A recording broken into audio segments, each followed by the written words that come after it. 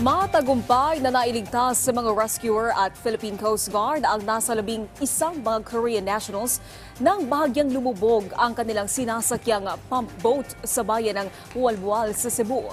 Yan ang ulat ni Jessie Atienza ng PTV Cebu.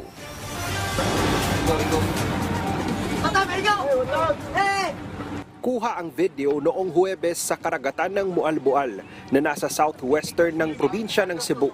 Kitang nakalubog na sa tubig dagat ang kalahati ng pump boat. Ayon sa Philippine Coast Guard, babiyahe na sana para mag-diving ang mga pasaherong Korean nationals sakay sa pump boat. Nang biglang may tinamaan ang pump boat sa ilalim ng dagat. Nabutas kaya't bahagyang lumubog.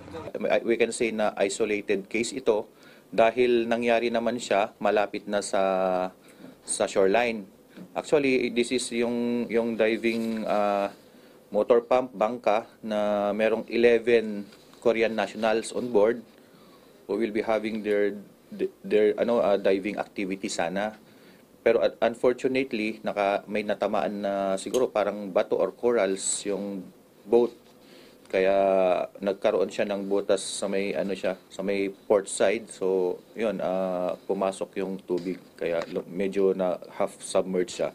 Ligtas namang na-rescue ang lahat ng mga turistang diver matapos ang insidente. Samantala, bukas na ang pagpaparehistro para sa mga nais sumali sa fluvial procession para sa nalalapit na kapistahan ng Sinulog sa Cebu.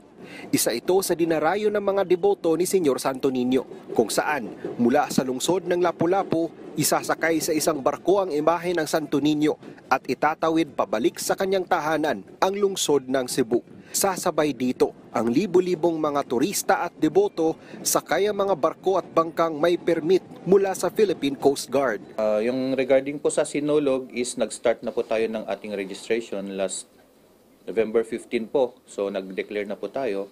It will be a 40 days registration period po. At matatapos pa ito ng January 5. So kailangan lang po natin dalhin dito yung ating CPC, yung Certificate of Public Convenience. And at the same time po, ang pwede lang po sumama rito is yung mga vessels na 3 gross tonnage hanggang 300 gross tonnage. Yun po yung mga naging problema po natin, yung mga maliliit na bangka kasi bumibigay po yung mga makina, nagko-conk off, kaya yun po yung mga naghihinder po sa flow ng procession. Mula sa PTV Cebu, Jessie Atienza para sa Bayan.